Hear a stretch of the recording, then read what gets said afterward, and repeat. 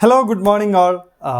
ഇന്ന് നിങ്ങൾക്ക് അറിയാവുന്ന പോലെ തന്നെ നമ്മുടെ സുവോളജിയിലെ ഫസ്റ്റ് ചാപ്റ്റർ, അതായത് ബയോളജി ടെക്സ്റ്റിലെ സെക്കൻഡ് ചാപ്റ്ററാണ് നമ്മൾ ഇന്നിവിടെ ഡിസ്കസ് ചെയ്യാൻ പോകുന്നത്. അപ്പോൾ ഓൾമോസ്റ്റ് സ്റ്റുഡൻസ് നിങ്ങളെല്ലാവരും സ്കൂളിൽ കവർ ചെയ്തിട്ടുണ്ടാവും എന്ന് ഞാൻ വിചാരിക്കുന്നത്. അപ്പോൾ കവർ ചെയ്തവർക്ക് ഇതൊരു റിവിഷനായിട്ട് അങ്ങ് കാണാം. കവർ ചെയ്യാത്തവർ നമ്മൾ ഒരുമിച്ചൊന്ന് ഡിസ്കസ് ചെയ്ത് പോവാണ്. നമ്മളിവിടെ ആരും പഠിക്കുന്നില്ല കേട്ടോ. ഇവിടെ നമ്മളൊരു കാര്യം നമ്മൾ പഠിക്കുന്നില്ല. ഇവിടെ നമ്മൾ ഡിസ്കഷനാണ്. അതായത് ഞാനും നിങ്ങളും തമ്മിലൊരു ഡിസ്കഷനാണ് ഇവിടെ നടക്കാൻ പോകുന്നത്. അപ്പോൾ ഈ ഡിസ്കഷൻ്റെ അവസാനം എന്താണ് ഇപ്പോൾ എൻ്റെ ബ്രെയിനിലുള്ളത്, അതായത് ഇപ്പോൾ ഞാൻ എടുക്കാൻ പോകുന്ന ചാപ്റ്റർ എന്ന് പറഞ്ഞാൽ ഹ്യൂമൻ റീപ്രൊഡക്ഷൻ. എല്ലാവർക്കും അറിയാലോ, നമുക്ക് എന്താ രോഞ്ചാമവും പുളകിതവും എല്ലാ സംഭവങ്ങളും തരുന്ന ഒരു ചാപ്റ്ററാണ് ഹ്യൂമൻ റീപ്രൊഡക്ഷൻ എന്ന് പറഞ്ഞിട്ടുണ്ടെങ്കിൽ. ഭയങ്കര ഇൻട്രസ്റ്റിംഗ് ആണ് ചാപ്റ്റർ.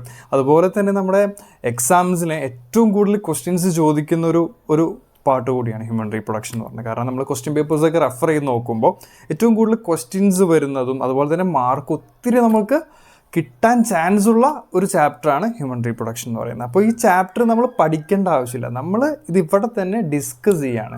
അല്ലേ, നമ്മളിപ്പോൾ ഒരു സിനിമ കണ്ടാൽ സിനിമ കാണാപ്പാടം പഠിക്കേണ്ട ആവശ്യമില്ലല്ലോ. അത് കണ്ടാൽ നമ്മുടെ ബ്രെയിനിൽ ഉണ്ടാവും. അതുപോലെ തന്നെയാണ് ഇന്നത്തെ ക്ലാസ് ഞാൻ നിങ്ങളെ കൊണ്ടുപോകാൻ പോകുന്നത്. ഒരു സ്റ്റോറി ടെല്ലിംഗ് ആണ് ഞാൻ ഇവിടെ ചെയ്യാൻ പോകുന്നത്. അതായത് തുടക്കം തൊട്ട് ഞാൻ പറയുന്ന ഓരോ കാര്യങ്ങളും നിങ്ങളുടെ ബ്രെയിനിൽ ഞാൻ ഇൻജെക്റ്റ് ചെയ്ത് തരും. അത് ഞാൻ ഉറപ്പ് തരുവാണ്. കാരണം ഇവിടെ നിന്ന് പോകുമ്പോൾ ഇപ്പോൾ എൻ്റെ ഫ്രണ്ടിൽ എന്നെ കേട്ടുകൊണ്ടിരിക്കുന്ന എത്ര സ്റ്റുഡൻസ് ഉണ്ടോ അവരുടെ ഇത് പറയുന്നത് ഹ്യൂമൻ റീപ്രൊഡക്ഷനെ കുറിച്ചുള്ള നോളജ് ഈക്വൽ ആയിരിക്കും. ഇവിടെ ഫസ്റ്റ് ബെഞ്ചില്ല, ബാക്ക് ബെഞ്ചില്ല, ആരുമില്ല. അപ്പോൾ നമ്മൾ ഒരുമിച്ചാണ് ഈ ഒരു സംഭവം ഡിസ്കസ് ചെയ്യാൻ പോകുന്നത്. അപ്പോൾ ഞാൻ ആദ്യം തന്നെ എന്നെ ഇൻട്രൊഡ്യൂസ് ചെയ്യാണ്. കാരണം കുറച്ച് പേർക്ക് എന്നെ അറിയത്തില്ല, അതുകൊണ്ട് ഞാൻ ഇൻട്രൊഡ്യൂസ് ചെയ്യാണ്. Myself doctor Febito. I completed my UG on Bangalore on BAMS. After that, I did my PG on emergency medicine in Mumbai. So, നമുക്ക് ക്ലാസ് സ്റ്റാർട്ട് ചെയ്യാം മക്കളെ. ഉഷാറല്ലേ? ഉഷാറായിട്ടിരിക്കുക. അത് തന്നെ. അപ്പോൾ നമുക്ക് നമ്മുടെ ചാപ്റ്ററിൻ്റെ നെയിം എന്താണ്? ഹ്യൂമൻ റീപ്രൊഡക്ഷൻ എന്ന് പറഞ്ഞാൽ ഹ്യൂമൻ റീപ്രൊഡക്ഷൻ, അത്ര തന്നെ. ഞാൻ അതിനു മുമ്പ് ഒരു കാര്യം പറയാവേ. ഒരു കാര്യം നമ്മൾക്ക് മനസ്സിലാവുന്നില്ലെങ്കിൽ, ഇപ്പോൾ ക്ലാസ് എടുക്കുന്ന സമയത്ത് ഞാൻ പറയുന്ന കുറച്ച് കാര്യങ്ങൾ നിങ്ങൾക്ക് സെൻറ്റൻസ് ആയിട്ട് ഞാൻ പറയുന്നുണ്ടാവും.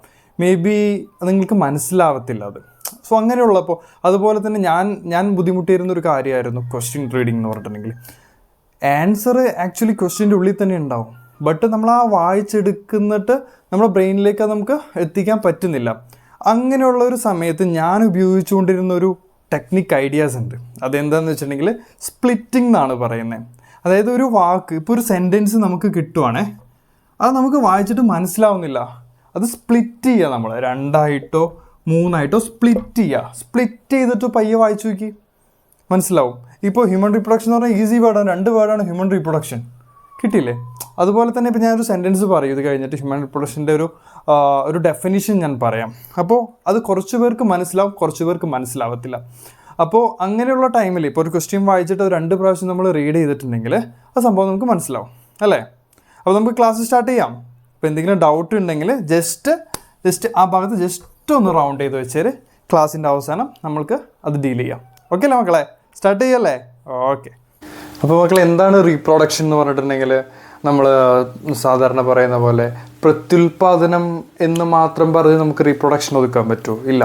അപ്പോൾ മക്കൾക്ക് ജന്മം നൽകുന്നത് മാത്രമല്ല റീപ്രൊഡക്ഷൻ ഒരു ഡെഫിനിഷൻ ഉണ്ട്.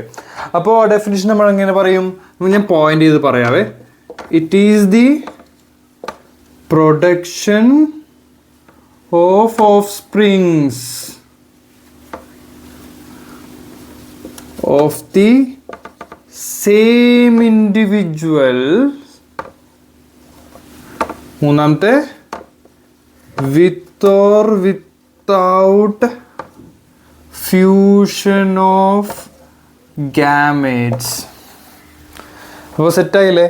അപ്പോൾ ഇതൊന്നുകൂടി പറയാണ്, it is the production of the of springs. നമ്മൾ ഓഫ് സ്പ്രിങ്സിനെ പ്രൊഡക്ഷൻ ചെയ്യുന്നത് ഓഫ് ദ സെയിം ഇൻഡിവിജ്വൽസ്. അവിടെ പ്രത്യേകം പറയുന്നുണ്ട് സെയിം ഇൻഡിവിജ്വൽസ് എന്ന് പറയുന്നുണ്ട്. ഇപ്പോൾ ഒരു എക്സാമ്പിളിന് ഇപ്പോൾ ഞാനൊരു കടയിൽ പോയിട്ട് 2 കോഴിമുട്ട മേടിച്ചിട്ടുണ്ടോ, ഞാനത് വിരിയിച്ച് കഴിഞ്ഞിട്ടുണ്ടെങ്കിൽ അത് എൻ്റെ കുട്ടികളാവത്തില്ലല്ലോ. സോ അതാണ് പറയുന്നത് സെയിം ഇൻഡിവിജ്വൽസ് എന്ന് പറയുന്നത്. Okay, with or without fusion of the gametes. അപ്പോൾ നമ്മൾ ഇവിടെയാണ് ഏറ്റവും കൂടുതൽ നമ്മൾ ശ്രദ്ധിക്കേണ്ടത്. അപ്പോൾ എന്താണ് ഗാമേറ്റ്സ് എന്ന് നമുക്ക് ആദ്യം അറിയണം, അല്ലേ? അപ്പോൾ ഗാമേറ്റ്സ് എന്ന് പറഞ്ഞിട്ടുണ്ടെങ്കിൽ 2 എണ്ണമാണ് വരുന്നത്. നമുക്ക് എല്ലാവർക്കും അറിയാം, മെയിൽ ഗാമേറ്റും ഫീമെയിൽ ഗാമേറ്റും, അല്ലേ? സോ മെയിൽ ഗാമേറ്റിന് പറയുന്ന പേരെന്താണ്? പറഞ്ഞേ, എല്ലാവരും പറഞ്ഞേ. മെയിൽ ഗാമറ്റിന് പറയുന്ന പേരാണ് അത് തന്നെ, സ്പെർമാറ്റോസോവ ഓർ സ്പെർംസ്. അങ്ങനെയാണെങ്കിൽ അപ്പോൾ ഫീമെയിൽ ഗാമറ്റിന്റെ പേര് എന്തായിരിക്കും? അത് തന്നെ, ഓവം. ഓരൊരു പേര് ഇവിടെ ഉണ്ടല്ലോ, ഓവ. സോ ഇതാണ് മെയിൽ ഗാമറ്റും ഫീമെയിൽ ഗാമറ്റും. സോ ഇനി നമ്മൾ ഒന്നുകൂടി ഇതിൻ്റെ ഡെഫിനേഷൻ ഒന്നുകൂടി വായിച്ചു നോക്കുമ്പോൾ നമുക്ക് കാര്യങ്ങളെല്ലാം മനസ്സിലാവും. അതായത് it is the production of the of springs of the same individuals with or without fusion of gametes. അപ്പോൾ മനസ്സിലല്ലേ? ഇനി നമ്മൾ അറിയേണ്ടത് ഇതിൽ ഗാമേറ്റ്സ് എന്താണെന്ന് നമ്മൾ പഠിച്ചു കഴിഞ്ഞു. ഇനി നമ്മൾ പറയുന്നത് വിത്ത് ഓർ വിത്തൗട്ട് ഫ്യൂഷൻ. അപ്പോൾ രണ്ടെണ്ണം ഉണ്ട് അവിടെ, ഏതൊക്കെയാണ് നമ്മൾ അതിന് പറയണം. അപ്പോൾ വിത്ത് ഫ്യൂഷൻ ഓഫ് ഗാമേറ്റ്സ് എന്ന് പറയുമ്പോൾ, വിത്ത് ഫ്യൂഷൻ ഓഫ് ഗാമേറ്റ്സ് എന്ന് പറയുമ്പോൾ എന്തൊക്കെയാണ്? സെക്ഷൽ റീപ്രൊഡക്ഷനെയാണ് വിത്ത് ഫ്യൂഷൻ ഓഫ് ഗാമേറ്റ്സ് എന്ന് പറയുന്നത്. അപ്പോൾ വിത്തൗട്ട് ഫ്യൂഷൻ എന്ന് പറയുമ്പോൾ എന്തായിരിക്കും? വിത്തൗട്ട് ഫ്യൂഷൻ എന്ന് പറയുമ്പോൾ ഓൾറെഡി അറിയാലോ, അത് സെക്ഷൽ ആണെങ്കിൽ അതിൻ്റെ ഓപ്പോസിറ്റ് അസെക്ഷൽ റീപ്രൊഡക്ഷൻ. കിട്ടില്ല എല്ലാവർക്കും? ഇനി അസെക്ഷൽ റീപ്രൊഡക്ഷൻ്റെ കുറച്ച് എക്സാമ്പിൾസ് ഏതൊക്കെയാണ് ജസ്റ്റ് ഒന്ന് പറഞ്ഞപ്പോൾ. സെക്ഷൽ റീപ്രൊഡക്ഷൻ്റെ എക്സാമ്പിൾ നമുക്ക് അറിയാം ഓൾറെഡി, നമ്മൾ മാമൽസ് പറയുമ്പോൾ. ഈ സെക്ഷൽ റീപ്രൊഡക്ഷൻ്റെ എക്സാമ്പിൾ എന്തൊക്കെയാണ്? ഞാൻ ജസ്റ്റ് നിങ്ങൾക്ക് ഒരു ഹോംവർക്ക് ആയിട്ട് തരും കേട്ടോ. അടുത്ത ക്ലാസ്സിൽ വരുമ്പോൾ ജസ്റ്റ്, അല്ലെങ്കിൽ ഈ ക്ലാസ്സിൻ്റെ അവസാനം ജസ്റ്റ് ഒന്ന് നമുക്കൊരു 5 minutes ഗ്യാപ്പ് കൊടുത്തിട്ട് ഒന്ന് പറയണം എന്നോട് സെക്ഷൽ റീപ്രൊഡക്ഷൻ്റെ എക്സാമ്പിൾ ഏതൊക്കെയാണ്. അത് നിങ്ങൾക്കുള്ളൊരു ടാസ്ക്കാണ്. അപ്പോൾ ഇനിയാണ് സ്റ്റുഡൻസ് നമ്മൾ ശരിക്കുള്ള ക്ലാസ്സിലോട്ട് കിടക്കാൻ പോകുന്നത്. ഇപ്പോൾ ഇത്ര നേരം ഞാൻ പറഞ്ഞ ജസ്റ്റ് ഇൻട്രൊഡക്ഷൻ ആയിരുന്നു. ഇനിയാണ് നമ്മൾ കളിയിലോട്ട് കിടക്കാൻ പോകുന്നത്. അപ്പോൾ ഹ്യൂമൻ റീപ്രൊഡക്റ്റീവ് സിസ്റ്റമാണ് നമ്മൾ ഇന്ന് പഠിക്കാൻ പോകുന്നത്. അപ്പോൾ ഹ്യൂമൻ റീപ്രൊഡക്റ്റീവ് സിസ്റ്റത്തിൽ 2 തരം റീപ്രൊഡക്റ്റീവ് സിസ്റ്റംസ് ആണ് നമ്മളിന്ന് കവർ ചെയ്യാൻ പോകുന്നത്. ഒന്ന് മെയിൽ റീപ്രൊഡക്റ്റീവ് സിസ്റ്റവും രണ്ടാമത്തെ ഫീമെയിൽ റീപ്രൊഡക്റ്റീവ് സിസ്റ്റം. നമുക്ക് ഈ ഒരു ചാപ്റ്ററിൽ ആകെ പഠിക്കാനുള്ളത് ഈ 3 കാര്യങ്ങളുള്ളൂ. അപ്പോൾ മെയിൽ റീപ്രൊഡക്റ്റീവ് സിസ്റ്റത്തിൽ നമ്മൾ ഇന്ന് കവർ ചെയ്യാൻ പോകുന്നത് ഫസ്റ്റ് പോയിന്റ് ടെസ്റ്റിസിനെ കുറിച്ചാണ്. അപ്പോൾ എന്താണ് ടെസ്റ്റിസ്, ടെസ്റ്റിസിൻ്റെ മെഷർമെൻറ്റ്, ടെസ്റ്റിസിൻ്റെ അറ്റാച്ച്മെൻറ്റ്, ടെസ്റ്റിസിൻ്റെ ഫങ്ഷൻ, അതിൻ്റെ ഉള്ളിൽ വന്നിരിക്കുന്ന സെൽസ് ഏതൊക്കെയാണ്, എല്ലാ കാര്യങ്ങളും നമ്മളിന്ന് കവർ ചെയ്ത് പോകും. അത് കഴിഞ്ഞിട്ട് ആക്സസറി ഡക്ട്സിനെ കുറിച്ച് പഠിക്കും. അതായത് ടെസ്റ്റിസിൽ നിന്നുണ്ടാകുന്ന സെമനെ കളക്ട് ചെയ്തിട്ട് കൊണ്ടുപോകുന്ന ആക്സസറി ഡക്ട്സിനെ കുറിച്ച് പഠിക്കുന്നു. പിന്നെ അതിന് കുറച്ച് നറിഷ്മെൻറ്റ് കൊടുക്കുന്ന ആക്സസറി ഗ്ലാൻസിനെ കുറിച്ച് പഠിക്കുന്നു. അത് കഴിഞ്ഞിട്ടാണ് നമ്മൾ എക്സ്റ്റേണൽ ജെനറ്റൽ ആയിട്ടുള്ള പിനീസിനെ കുറിച്ച് പഠിക്കുന്നത്. അതുപോലെ തന്നെ നമ്മൾ ഡയറക്റ്റ് ഫീമെയിൽ റീപ്രൊഡക്റ്റീവ് സിസ്റ്റത്തിലോട്ട് പോവുകയാണെങ്കിൽ നമ്മളവിടെ പഠിക്കുന്ന ഓവറിനെ കുറിച്ച്, ഓവിഡക്റ്റിനെ അതായത് ഫെലോപ്പിൻ ട്യൂബ്യൂൾസിനെ കുറിച്ച് പഠിക്കുന്നു, സെർവിക്സ്, അതുപോലെ തന്നെ എക്സ്റ്റേണൽ ജെനറ്റൽ. ഇതുപോലെ തന്നെ മെയിലിൻ്റെ എങ്ങനെ നമ്മൾ പഠിച്ചു, അതുപോലെ തന്നെ നമ്മൾ ഫീമെയിലും പഠിക്കുന്നു. പക്ഷേ ഇന്നത്തെ ക്ലാസ് നമ്മൾ വെറും പാർട്ട് 1 ആണ് പഠിക്കുന്നത്. അപ്പോൾ അതുകൊണ്ട് നമ്മൾ ഇന്ന് ഇത് മാത്രമേ കവർ ചെയ്യുന്നുള്ളൂ. ടെസ്റ്റിസിൻ്റെ A to Z നമ്മൾ ഇന്ന് കവർ ചെയ്യുന്നുണ്ട്. A to Z. നമുക്കപ്പോൾ അതിൽ നിന്നല്ലാതെ ഒരു ക്വസ്റ്റ്യൻസ് നമുക്ക് ക്വസ്റ്റ്യൻ പേപ്പറിൽ പ്രതീക്ഷിക്കേണ്ട ആവശ്യമില്ല. സോ ഇന്നത്തെ ക്ലാസ് നിങ്ങൾ ശ്രദ്ധിച്ചിരിക്കുകയാണെങ്കിൽ നമുക്ക് ടെസ്റ്റിസ് കംപ്ലീറ്റ്ലി കവറപ്പ് ചെയ്യാം. അപ്പോൾ നമ്മൾ ഡിസ്കസ് ചെയ്യാൻ പോകുന്നത് ടെസ്റ്റിസിനെ കുറിച്ചാണ്. മക്കളെ, ഞാനിപ്പോൾ ഇത് പറയുന്നതിന് മുമ്പ് ഈ ടെസ്റ്റിസിനെ കുറിച്ച് കാര്യങ്ങളും ഈ സ്ക്രോട്ടത്തിനെ കുറിച്ചൊക്കെ പറയുന്നതിന് മുമ്പ് അതിൻ്റെ ജസ്റ്റ് ഒരു ഇമാജിനേഷൻ നമ്മൾ ജസ്റ്റ് ഒന്ന് ഇമാജിൻ ചെയ്യും സംഭവങ്ങളൊക്കെ എങ്ങനെയായിരിക്കും ഇരിക്കുന്നത്. അപ്പോൾ ജസ്റ്റ് ഇമാജിൻ ചെയ്യാൻ വേണ്ടി ഞാൻ ജസ്റ്റ് ഒരു പിക്ചർ നിങ്ങൾക്ക് തരാവേ. അതായത് ജസ്റ്റ് നമ്മുടെ ഓവൽ ഷേപ്പിലാണ് ടെസ്റ്റിസ്, നമ്മൾ പഠിച്ചിട്ടുണ്ട് അല്ലേ? നമ്മുടെ ഓവൽ ഷേപ്പിൽ ടെസ്റ്റിസ് ഇരിക്കുന്നു, അതിന് ചുറ്റും അതിൻ്റെ കവറിങ് ആയിട്ട് പൗച്ച് രീതിയിൽ സ്ക്രോട്ടോ ഇരിക്കുന്നു. അപ്പോൾ ഇതുപോലത്തെ ഒരു പിക്ചർ നിങ്ങളുടെ മനസ്സിലുണ്ടാവുക. പിന്നെ ഇവിടുന്ന് നമുക്കൊരു കണക്ഷൻ വരുന്നുണ്ട്, അതിൻ്റെ പേര് നമ്മൾ പറയും, ഈ സ്ക്രോട്ടത്തിൻ്റെ കണക്ഷൻ്റെ പേര് പറയും. ജസ്റ്റ് ഇതുപോലത്തെ ഒരു ജസ്റ്റ് ഇമാജിൻ ചെയ്യുക. അതായത് ഒരു ചക്കച്ചോള ഉണ്ടല്ലോ, ചക്കച്ചോളയുടെ ഉള്ളിൽ ചക്കക്കുരു ഇരിക്കുന്നതായിട്ട് ജസ്റ്റ് ഒന്ന് ഇമാജിൻ ചെയ്യുക. അപ്പോൾ ഞാനിനി പറയുന്ന കാര്യങ്ങളൊക്കെ നിങ്ങൾക്ക് നല്ലപോലെ കോറിലേറ്റ് ചെയ്യാൻ പറ്റും. അപ്പോൾ നമ്മൾ പറയുന്നത് ടെസ്റ്റിസ് എ പെയർ ഓഫ് ടെസ്റ്റിസ് എന്നാണ് നമ്മൾ പറയുന്നത്. അതായത് പെയർ എന്ന് പറയുമ്പോൾ തന്നെ അറിയാലോ 2 എണ്ണം ഉണ്ടാവും. പെയർ ഓഫ് ടെസ്റ്റിസ് എന്നാണ് നമ്മൾ പറയുന്നത്. അതിൻ്റെ ലെങ്ത് എന്ന് പറഞ്ഞാൽ 4 to 5 സെൻറ്റിമീറ്റർ ലെങ്ത് ആണ് നമ്മൾ പറയുന്നത്. എത്രയാണ്? 4 to 5 സെൻറ്റിമീറ്റർ ലെങ്ത്തും 2 to 3 സെൻറ്റിമീറ്റർ വിഡ്ത്തുമാണ് അതിന് പറയുന്നത്. പിന്നെ ഞാൻ ആദ്യമേ പറഞ്ഞ പോലെ തന്നെ ഓവൽ ഷേപ്പാണ് ഇതിന്. ഇപ്പോൾ എന്താണ്? 4 to 5 സെൻറ്റിമീറ്റർ ലെങ്ത്തും 2 to 3 സെൻറ്റിമീറ്റർ വിഡ്ത്തുമാണ് ഇതിൻ്റെ മെഷർമെൻറ്റ് എന്ന് പറഞ്ഞിട്ടുണ്ടെങ്കിൽ. അതുപോലെ തന്നെ വിഡ്ത്ത് ഇതിൻ്റെ ഷേപ്പ് ഏതാണ്? Oval shape. ഓക്കെ, ഇനി ഇതിൻ്റെ ലൊക്കേഷനാണ് നമ്മളിനി പറയാൻ പോകുന്നത്. ഇതിൻ്റെ ലൊക്കേഷൻ എന്ന ഒരു ഡെഫിനിഷൻ പോലെയാണ് നമ്മൾ പറയുന്നത്. ഔട്ട്സൈഡ് ദി അബ്ഡോമിനൽ ക്യാവിറ്റി, അതായത് നമ്മുടെ അബ്ഡോമിൻ ക്യാവിറ്റി ഉണ്ടല്ലോ, നമ്മുടെ വയറിൻ്റെ പുറത്ത് abdominal cavity within a pouch called scrotum. So സ്ക്രോട്ടത്തിൻ്റെ ഉള്ളിൽ സേഫായിട്ട് ഇട്ട് വെച്ചേക്കാണ്. അപ്പോൾ ഞാൻ ആദ്യമേ പറഞ്ഞ എക്സാമ്പിൾ നിങ്ങൾ തലയിൽ വെച്ചേക്കാം. അതായത് ചക്കച്ചോളയുടെ ഉള്ളിൽ ചക്കക്കുരു സേഫായിട്ട് വെക്കുന്ന പോലെ സ്ക്രോട്ടത്തിൻ്റെ ഉള്ളിൽ ടെസ്റ്റിസ് സേഫായിട്ട് ഇരിക്കുവാണ്. അപ്പോൾ മനസ്സിലായല്ലോ? Outside the abdominal cavity. അപ്പോൾ നമ്മൾ ഇനി വരുന്ന ക്ലാസ്സിൽ നമ്മൾ പഠിക്കുന്നുണ്ട്, നമ്മുടെ പ്രഗ്നൻസിയിൽ 7th മന്തിലാണ് ഈ സ്ക്രോട്ടം, അതായത് ഈ ടെസ്റ്റിസ് സ്ക്രോട്ടത്തിൻ്റെ ഉള്ളിലേക്ക് വന്ന് വീഴുന്നത്. ഡെഫിനിഷനായിട്ട് ഞാൻ ആ സമയത്ത് ഞാൻ പറഞ്ഞ് മനസ്സിലാക്കി തരാം. ജസ്റ്റ് ഒന്ന് അറിവിന് വേണ്ടി പറയുന്നതേ ഉള്ളൂ. Outside the abdominal cavity within a pouch called scrotum. അപ്പോൾ ആ പൗച്ചിന് എന്താണ് സ്ക്രോട്ടം എന്ന് പറയുന്നു. ടെമ്പറേച്ചർ എന്ന് പറയുവാണെങ്കിൽ 2 to 2.5 degree Celsius lesser than normal body temperature. അപ്പോൾ നമുക്ക് ആദ്യമേ മനസ്സിലാക്കണം, നോർമൽ ബോഡി ടെമ്പറേച്ചർ എത്രയാണ്? 37 degree Celsius or 98 Fahrenheit. So അത് നമ്മൾ ഒരിക്കലും മറക്കാൻ പറ്റരുത്, കാരണം നമ്മൾ ഫ്യൂച്ചർ ഡോക്ടേഴ്സാണ്. സോ അത് നമ്മൾ മറക്കാൻ പാടില്ലാത്ത കാര്യങ്ങൾ, നോർമൽ കാര്യങ്ങളാണ് ഞാൻ പറഞ്ഞത്. അപ്പോൾ 37 ഡിഗ്രി സെൽഷ്യസ് ആണ് നോർമൽ ടെമ്പറേച്ചർ. അതിനേക്കാളും 2 to 2.5 ഡിഗ്രി സെൽഷ്യസ് കുറവാണ് ഇതിൻ്റെ ടെമ്പറേച്ചർ എന്ന് പറഞ്ഞിട്ടുണ്ടെങ്കിൽ. അത് എന്തിനു വേണ്ടിയിട്ടാണ്? സ്പെർമാറ്റോജനസിസിന് വേണ്ടിയിട്ടാണ്, അതായത് സ്പെർമിൻ്റെ പ്രൊഡക്ഷന് മെയിൻറ്റെയിൻ ചെയ്യാൻ വേണ്ടിയിട്ടാണ് ഈ ടെമ്പറേച്ചർ മെയിൻറ്റെയിൻ ചെയ്യുന്നത്. അപ്പോൾ ആ പോയിന്റ് നമ്മൾക്ക് കിട്ടിയേ. ഇനി നമ്മൾ പറയാൻ പോകുന്നത് സ്ക്രോട്ടത്തിൻ്റെ മസിലിനെ കുറിച്ചാണ്. സ്ക്രോട്ടത്തിൽ കുറച്ച് മസിലൊക്കെ ഉണ്ട്, നമ്മൾ സിമ്പിളായിട്ട് കാണുമെന്ന് വിചാരിക്കുന്നത്, സിമ്പിളായിട്ട് ഇങ്ങനെ ഒരു കട്ടി കുറഞ്ഞ സാധനങ്ങൾ കിടക്കുന്ന പോലെ. പക്ഷെ അതൊന്നല്ല, അതിനൊരു മസിലുണ്ട്. അപ്പോൾ ആ മസിലിനെ കുറിച്ചാണ് നമ്മൾ പറയാൻ പോകുന്നത്. Scrotum is lined by a particular muscle. എന്താണ്? Scrotum is lined by a particular muscles. 2 muscles ഉണ്ട്, ഒന്ന് ഡെർട്ടോസ് മസിൽസും ഒന്ന് ക്രമാസ്റ്റർ മസിൽസും. അപ്പോൾ ഡെർട്ടോസ് മസിൽസും ക്രമാസ്റ്റർ മസിൽ എന്ന് പറഞ്ഞിട്ടുണ്ടെങ്കിൽ ചില ജീവികൾ സീസണബിൾ മെയ്റ്റിംഗ് ആണ് നടത്തുന്നത്. ചില സീസണിൽ മാത്രം മെയ്റ്റ് ചെയ്യുന്ന ജീവികളാണ്. ഇപ്പോൾ എക്സാമ്പിൾ പറയുവാണെങ്കിൽ നമ്മളെന്ന് പറയാം, എലി, വവ്വാല്, അതുപോലത്തുള്ള സംഭവങ്ങളൊക്കെ സീസണൽ മെയ്റ്റിംഗ് ആണ്. അവർക്കൊക്കെ ഉണ്ടല്ലോ എന്താണെന്ന് വെച്ചിട്ടുണ്ടെങ്കിൽ ആ ഒരു സീസൺ സമയത്ത് മാത്രമാണ് ഈ ടെസ്റ്റിസ് സ്ക്രോട്ടത്തിലേക്ക് വരത്തുള്ളൂ. അത് കഴിഞ്ഞതിൻ്റെ മീറ്റിംഗ് കഴിഞ്ഞ് കഴിഞ്ഞാൽ ഈ ടെസ്റ്റിസ് പിന്നെ ഉള്ളിലോട്ട് ഇങ്ങനെ വലിഞ്ഞിങ്ങനെ കയറിപ്പോവും. മനസ്സിലായില്ലേ? അപ്പോൾ അതിനെ സഹായിക്കുന്ന മസിലാണ് ക്രമാസ്റ്റർ മസിൽ എന്ന് പറഞ്ഞിട്ടുണ്ടെങ്കിൽ, അതായത് എലവേഷൻ ഓഫ് മസിൽസിനെ എലവേറ്റ് ചെയ്ത് മസിലാണ് ക്രമാസ്റ്റർ മസിൽ എന്ന് പറയുന്നത്. ബട്ട് ഡെർട്ടോസ് മസിൽ എന്ന് പറഞ്ഞാൽ നമുക്ക് പഠിക്കേണ്ട ആവശ്യമുണ്ട്, കാരണം ഡെർട്ടോസ് മസിൽസ് ആണ് നമ്മുടെ സ്ക്രോട്ടത്തിലുള്ളത്. അപ്പോൾ ഡെർട്ടോസ് മസിൽസിൻ്റെ മെയിൻ ഫങ്ഷൻ എന്ന് പറഞ്ഞിട്ടുണ്ടെങ്കിൽ റെഗുലേഷൻ ഓഫ് ടെമ്പറേച്ചർ എന്ന് പറഞ്ഞിട്ടുണ്ടെങ്കിൽ ടെമ്പറേച്ചറിനെ റെഗുലേറ്റ് ചെയ്യുക. ഞാൻ ഇപ്പോൾ വേറൊരു എക്സാമ്പിൾ പറയാവേ. ഇത് ആൺകുട്ടികൾക്ക് കുറച്ചും കൂടി കോറിലേറ്റ് ചെയ്യാൻ പറ്റുന്ന ഒരു എക്സാമ്പിളാണ്. അതായത് ഈ തണുപ്പുള്ള സമയത്തൊക്കെ ഉണ്ടല്ലോ, ഈ വിൻ്റർ സമയത്ത്, അതുപോലെ തണുത്ത ഊട്ടിയിലൊക്കെ നമ്മൾ കുളിക്കുന്ന സമയത്ത്, നമ്മൾ തണുത്ത വെള്ളത്തിലൊക്കെ കുളിക്കുന്ന സമയത്ത് നമ്മൾ ഒബ്സർവ് ചെയ്ത് നമുക്ക് മനസ്സിലാവും, നമ്മുടെ ടെസ്റ്റിസ് ഇങ്ങനെ ചെറുതായിട്ട് ഇങ്ങനെ ചുരുങ്ങി നിൽക്കും, ബോഡീനോട് ഇങ്ങനെ അടുത്ത് വന്ന് നിൽക്കും. അതെന്തുകൊണ്ടാണെന്ന് മനസ്സിലായിട്ടുണ്ടോ? കാരണം ബോഡിക്ക് അതിന് സ്പേംസിനെ പ്രൊഡ്യൂസ് ചെയ്യുന്ന പ്രത്യേക ടെമ്പറേച്ചർ വേണമെന്ന് സാറ് പറഞ്ഞല്ലോ. അപ്പോൾ അത് മെയിൻറ്റെയിൻ ചെയ്യാൻ വേണ്ടിയിട്ട് നമ്മുടെ ബോഡിയിലേക്ക് നോർമൽ ടെമ്പറേച്ചർ ഉണ്ടാവില്ലേ, അതിനോട് നമ്മുടെ ടെസ്റ്റിസിനെ സ്ക്രോട്ടം ഇങ്ങനെ അടുപ്പിച്ചെത്തിക്കും അല്ലേ. അപ്പോൾ അതിന് ഹെൽപ്പ് ചെയ്യുന്ന മസിൽസാണ് ഡെർട്ടോസ് മസിൽസ് എന്ന് പറഞ്ഞിട്ടുണ്ടെങ്കിൽ. അപ്പോൾ അതിൻ്റെ മെയിൻ ഫങ്ഷൻ എന്ന് പറഞ്ഞാൽ റെഗുലേഷൻ ഓഫ് ടെമ്പറേച്ചർ എന്ന് പറഞ്ഞാൽ കോൾഡിൽ അത് കോൺട്രാക്ട് ചെയ്യും, വാമിൽ അത് എന്ത് ചെയ്യും റിലാക്സ് ചെയ്യും. അപ്പോൾ 2 മസിൽസിൻ്റെ നമ്മൾ പഠിച്ചല്ലോ, ഡെർട്ടോസ് മസിൽസും ക്രമാസ്റ്റർ മസിൽസും. അപ്പോൾ നമുക്ക് അടുത്തത് പോവാം. ഇനിയിപ്പോൾ നമ്മൾ ടെസ്റ്റിസിൻ്റെ കുറച്ച് അറ്റാച്ച്മെൻറ്റ്സിനെ കുറിച്ചാണ് നമ്മൾ പഠിക്കാൻ പോകുന്നത്. അപ്പോൾ each testis are attached to scrotal wall by a flexible nerve fibre എന്ന് പറഞ്ഞിട്ടുണ്ടെങ്കിൽ, ഞാൻ ആദ്യമേ പറഞ്ഞായിരുന്നു, ടെസ്റ്റിസ് നമ്മൾ ഇമാജിൻ ചെയ്യുക, ടെസ്റ്റിസ് ഇങ്ങനെയാണ്, അതിന് കൂടെ സ്ക്രോട്ടം എന്ന പൗച്ചിലാണ് ടെസ്റ്റിസ് ഇങ്ങനെ നിൽക്കുന്നത്. അപ്പോൾ ഇത് നമ്മൾ ഇമാജിൻ ചെയ്തല്ലോ, ഇതെന്താണ്? ടെസ്റ്റിസ് ആണ്. അപ്പോൾ ടെസ്റ്റിസ് സ്ക്രോട്ടൽ വാളിൽ, അതായത് ഇവിടെ കണക്ട് ചെയ്യുന്നത് ഫ്ലെക്സിബിൾ നെർവ് ഫൈബേഴ്സ് ആണ്, അതുപോലെയുള്ള ഒരു സ്ട്രക്ചറാണ്. അപ്പോൾ ഫ്ലെക്സിബിൾ ആയിട്ടുള്ള നെർവ് ഫൈബർ ഞാൻ ഇവിടെ വരച്ചേ. അപ്പോൾ ഇതിനെ പറയുന്ന പേരെന്താണ്? ഇതിനെ പറയുന്ന പേരാണ് ഗബർനാക്കുലം ഓർ മിസേർച്ചിയം. അപ്പോൾ ഇതാണ് ഗബർനാക്കുലം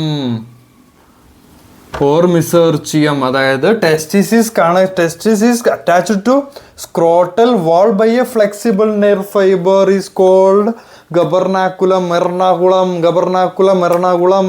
മറക്കരുതേ, ഗബർനാക്കുലം ഓർ മിസേർച്ചിയം. അപ്പോൾ അത് കിട്ടിയേ. അപ്പോൾ ടെസ്റ്റിസും സ്ക്രോട്ടും തമ്മിലുള്ള കണക്ഷൻ കിട്ടി. ഇനി അടുത്ത കണക്ഷൻ എന്താണ്? Testis attached to dorsal wall of abdominal cavity through spermatic cord. നമ്മൾ ആ പോയിന്റ് ഒന്നും കൂടി പയ്യെ വായിക്കുവാണേ. ടെസ്റ്റിസ് കിട്ടി. Dorsal wall of abdominal cavity, അതായത് അബ്ഡോമിനൽ ക്യാവിറ്റിയുടെ ഡോർസൽ വാൾ എന്ന് പറഞ്ഞിട്ടുണ്ടെങ്കിൽ താഴത്തെ ഭാഗം കണക്റ്റഡ് ടു സ്പെർമാറ്റിക്കോഡ്. അപ്പോൾ ടെസ്റ്റിസ് ആണ്, സ്ക്രോട്ടം അല്ല മക്കളെ, ടെസ്റ്റിസ് ആണ് കണക്റ്റ് ആയേക്കുന്നത്.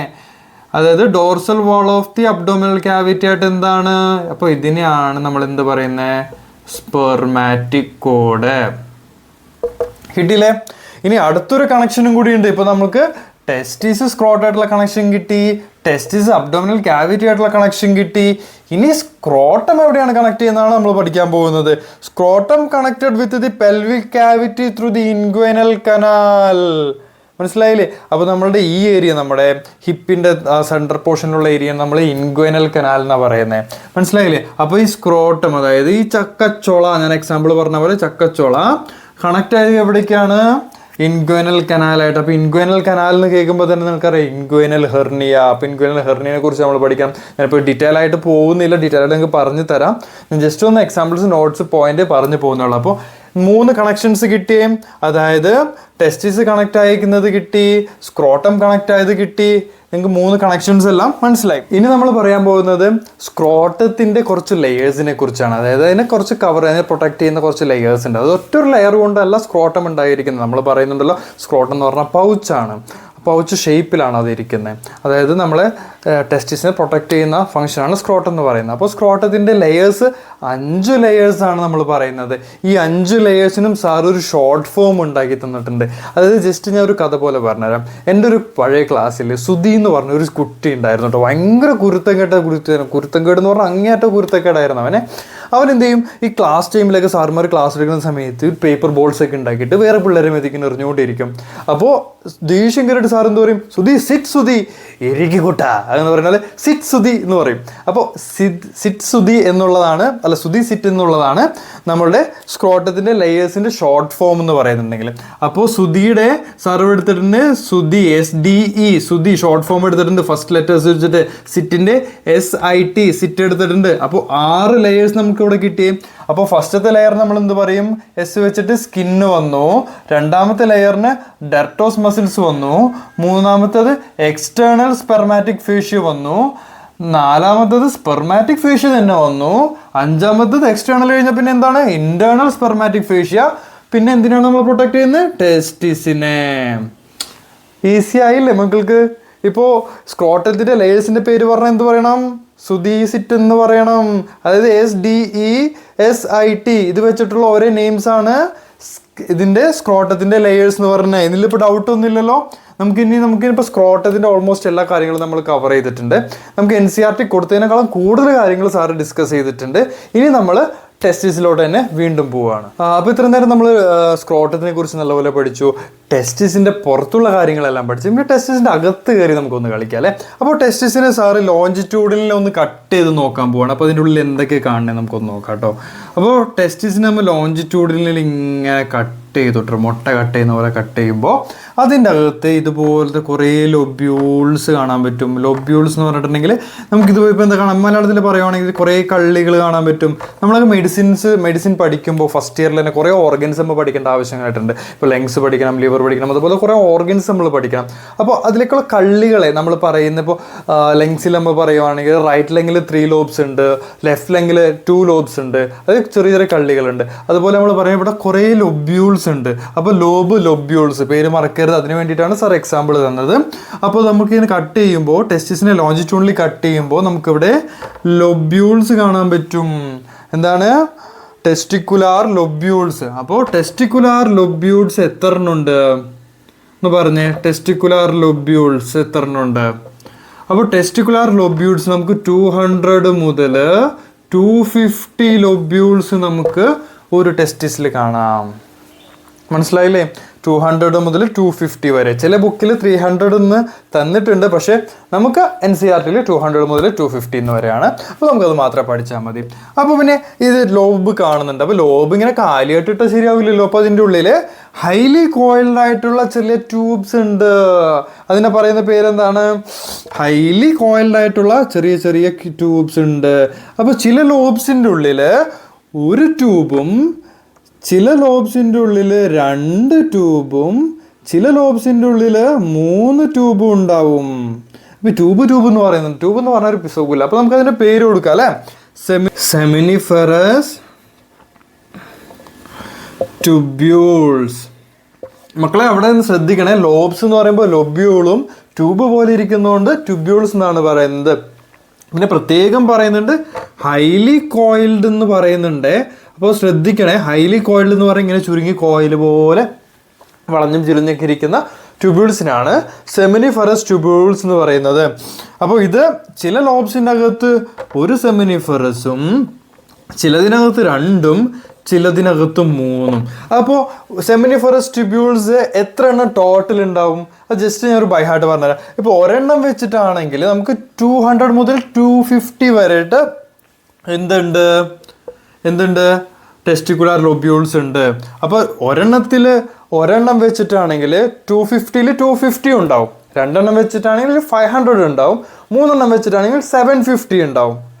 അപ്പോൾ 750 ഒരെണ്ണത്തിലാണ്, ഒരു ടെസ്റ്റിക്കിൾസ് ആണ്. നമുക്ക് ടോട്ടൽ എത്ര ടെസ്റ്റിക്കിൾസ് ഉണ്ട്? പെയർ ഓഫ് ടെസ്റ്റിസ് എന്നാണ് നമ്മൾ ഫസ്റ്റ് പഠിച്ചത്. അപ്പോൾ 2 എണ്ണം ഉണ്ട്, 750 1500. ഓക്കെ അല്ലേ മക്കളെ? സെറ്റ് അല്ലേ? അപ്പോൾ ടെസ്റ്റിക്കുലർ ലൊബ്യൂൾസ് എന്താണെന്ന് മനസ്സിലായി, സെമിനിഫറസ് ട്യൂബ്യൂൾസ് എന്താണെന്ന് മനസ്സിലായി. ഇനിയിപ്പോൾ സാറുണ്ടല്ലോ ഈ സെമിനിഫറസ് ട്യൂബ്യൂൾസിനെ ഒരെണ്ണത്തിന് അതിനിപ്പോൾ ഞാൻ പറഞ്ഞല്ലോ, ചിലെണ്ണത്തിൽ ഒരെണ്ണം, ചിലെണ്ണത്തിൽ 2 എണ്ണം, ചിലെണ്ണത്തിൽ 3 എണ്ണം ഉണ്ടാവും പറഞ്ഞു. അതിന് ഒരു നൂലിനെ, ഒരു ട്യൂബിനെ അങ്ങ് പുറത്തോട്ട് അങ്ങ് എടുക്കുവാണ് സാറ് ഇപ്പോൾ ഇതുപോലത്തെ ഒരു ട്യൂബിനെ സാർ ഇങ്ങനെ പുറത്തോട്ട് എടുത്ത് ഇനി നമുക്ക് ഇതിനെ കീറി മുറിച്ച് പഠിക്കാം, ഇതിൻ്റെ ഉള്ളിൽ എന്തൊക്കെ ഉണ്ടാവും എന്ന് പഠിക്കാം. അപ്പോൾ ഇതിനെ ഞാൻ ഇങ്ങോട്ടൊന്ന് സ്ലൈഡ് ചെയ്ത് വെക്കുവാണ്. അതായത് ഇതിൻ്റെ ഓപ്പണിങ് നമ്മൾ ഇങ്ങനെ വെർട്ടിക്കലി ഇങ്ങനെ കട്ട് ചെയ്യുവാണ്. അപ്പോൾ ഇവിടെ കാണുന്ന എന്താണെന്ന് നമ്മളാണ് പഠിക്കാൻ പോകുന്നത്. അപ്പോൾ അവിടെ ഇങ്ങനെ നമ്മളിങ്ങനെ വട്ടമാണല്ലോ, ട്യൂബ്യൂൾസ് ആണല്ലോ, വട്ടമാണല്ലോ. അപ്പോൾ ഇവിടെ ഇങ്ങനെ വലിയ നല്ല ആന തടിച്ച് കൊഴുത്തിരിക്കുന്ന കുറച്ച് സെൽസ് ഉണ്ട്, തടിച്ച് നല്ല തടിയന്മാരായിട്ടിരിക്കുന്ന കുറേ സെൽസ് ഉണ്ട്. അപ്പോൾ അവരുടെ പറയുന്ന പേരാണ് സെർട്ടോളി സെൽസ്. നല്ല തടിമാടന്മാരായിട്ടിരിക്കുന്ന, നല്ല കൊഴുത്തിരിക്കുന്ന. അപ്പോൾ ഇതിൻ്റെ ഇടയിൽ കുറേ കുഞ്ഞന്മാരുണ്ട്, കുറേ കുഞ്ഞൻ സെല്ലുമാരുണ്ട്. ഇതുപോലെ ഇങ്ങനെ പറ്റം കൂടി നിൽക്കുവാണ്. ഇങ്ങനെ നിങ്ങൾക്ക് കാണാൻ പറ്റുമെന്ന് വിചാരിക്കുന്നു. ഇതുപോലെ നിങ്ങൾ ഇമാജിൻ ചെയ്യുക കേട്ടോ. ഇങ്ങനെ സെൽസിൻ്റെ ഇടയിൽ ഇങ്ങനെ തിക്കായിട്ട് ഇങ്ങനെ സെൽസ് ഇങ്ങനെ തിങ്ങിക്കൂടി ഇങ്ങനെ നിൽക്കുവാണ്. ഇമാജിൻ ചെയ്യുമല്ലേ? അതായത് വലിയ സെൽസിനെ പറയുന്ന പേരെന്താണ്? Sertoli cells. പിന്നെ ഈ കുഞ്ഞ് സെൽസിനെ പറയുന്ന പേരാണ് എന്താണ്? മെയിൽ ജെം സെൽസ് അഥവാ സ്പെർമാറ്റോഗോണിയ. അല്ലേ? സെറ്റല്ലേ? അപ്പോൾ ഈ വലിയ സെൽസിനെ പറയുന്ന പേരാണ് സെർട്ടോളി സെൽസ്. ചെറിയ സെൽസ് ഇതിൻ്റെ ഇടയിൽ നിൽക്കുന്ന സെൽസിനെയാണ് male germ cells or spermatogonia എന്ന് പറയുന്നത്. ഈ മെയിൽ ജെംസ് ആണ് മക്കളെ എന്താവുന്നത്? ഇതുപോലെ ഇങ്ങനെ എന്താവുന്നേ? സ്പേംസ് ആയിട്ട് മാറുന്നത്. ഇവനാണ് നമ്മുടെ കഥയിലെ നായകൻ. ഈ നായകൻ ഹി എന്ന് പറയുന്ന പോലെ കഥയിലെ നായകൻ വരുന്നത് ഇവിടെ നിന്നാണ്. ഈ ഇത് മെയിൽ ജെം സെൽസ് ആണ് എന്താണ് സ്പെർമാറ്റോഗോണിയ എന്ന് പറഞ്ഞാൽ ഇതാണ്. പിന്നീട് സ്പേമായിട്ട് ഇവനാണ് ഇങ്ങനെ പുറത്തോട്ട് വരുന്നത്. എന്ത്? സെമിനിഫറസ് ട്യൂബിൾസിൻ്റെ ഉള്ളിൽ കൂടി, ടെസ്റ്റിക്കിളിൻ്റെ ഉള്ളിൽ കൂടി പുറത്തോട്ട് വന്ന് നമ്മുടെ എവിടേക്ക്? വെജൈനിലോട്ട് പോവേണ്ട സാധനമാണ് ഈ കിടക്കുന്നത്. അപ്പോൾ നമ്മൾ പഠിച്ചു വലിയ സെൽസിനെ പറയുന്ന പേര് സെർട്ടോളി സെൽസ് എന്നും ചെറിയ സെൽസിനെ പറയുന്ന പേര് മെയിൽ ജെംസ്. ഞങ്ങൾ നിങ്ങളുടെ ഈസി ആയിട്ട് പറഞ്ഞു തരാൻ വേണ്ടിയിട്ടാണ് ഇങ്ങനെ പറയുന്നത്. അപ്പോൾ ഈ മെയിൽ ജെം സെൽസ് ആണ് സ്പെർമാറ്റോഗോണിയ ഓർ സ്പേം എന്ന് പറയുന്നത്. മനസ്സിലായില്ലേ? അപ്പോൾ സെർട്ടോളി സെൽസ് എന്താണെന്നാണ് ഇനി നമ്മൾ പഠിക്കാൻ പോകുന്നത്. സെർട്ടോളി സെൽസ് എന്ന് പറഞ്ഞിട്ടുണ്ടെങ്കിൽ നമ്മൾ പറഞ്ഞല്ലോ ഇവന്മാരാണ് പോകേണ്ട സെൽസ്. അപ്പോൾ ഇവന്മാരെ തീറ്റിപ്പോറ്റേണ്ടത് ആരുടെ കടമയാണ്? Sertoli cells. അപ്പോൾ ഇതിന് വേണ്ട നറീഷ്മെൻറ്റ്, സ്പെർമാറ്റോഗോണിയയ്ക്ക് വേണ്ട നറീഷ്മെൻറ്റ് കൊടുക്കുന്ന സെൽസിനെയാണ് നമ്മൾ സെർട്ടോളി സെൽസ് എന്ന് പറയുന്നത്. അപ്പോൾ nourishments to the spermatogonia by the Sertoli cells. Okay അല്ലേ? സെറ്റിൽ നമ്മളിവിടെ ഒരു സെൽസ് കൂടി പഠിക്കാനുണ്ട്.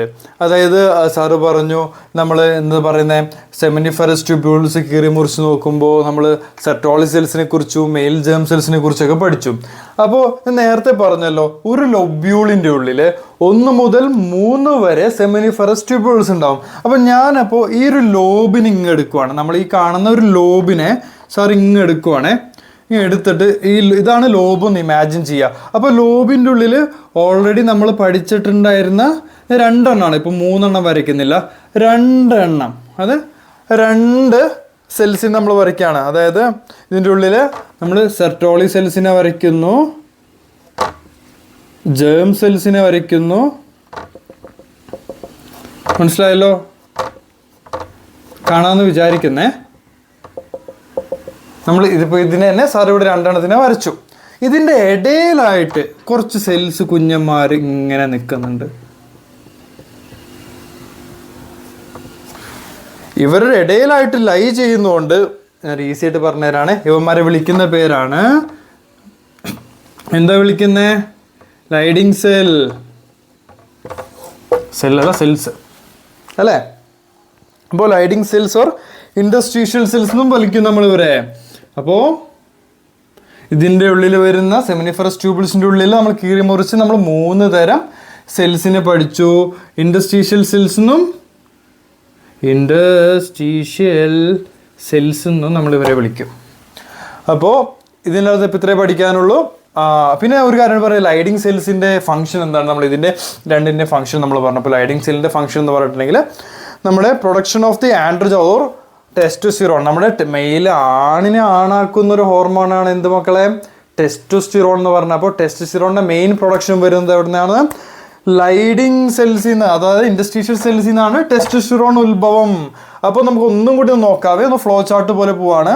ഇവിടെ നമ്മൾ ഒരു ടെസ്റ്റിസിനെ ലോഞ്ചിറ്റ്യൂഡിൽ കീറി മുറിക്കുമ്പോൾ ഇവിടെ എന്ത് കാണാം? നമുക്ക് കുറേ ലോബ്സ് കാണാം.